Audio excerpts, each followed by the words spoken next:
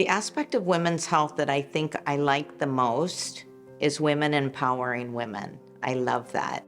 The mission of my practice is to make people feel comfortable. I know nobody likes going to the doctor, and especially going to the gynecologist. I know it's a very sensitive topic and people deal with very personal issues.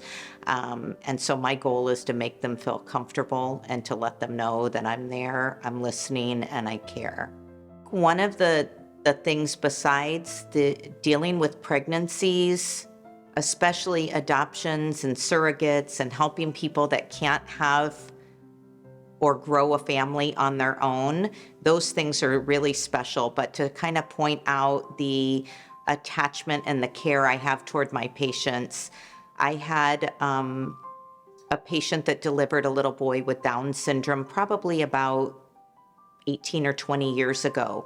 And when he was 2 years old, he was diagnosed with leukemia when the mom was pregnant with the next child. And at some point in time, he needed a blood transfusion. And I found out that my blood type was the same as his blood type. And I went and I did a directed donor, donating blood specifically for him.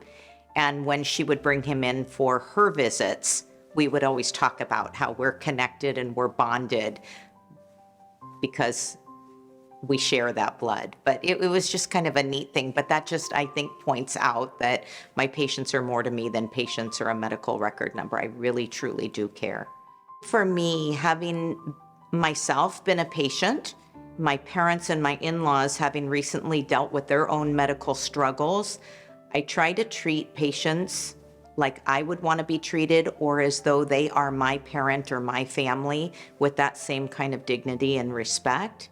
The thing I love most about my job is taking care of women.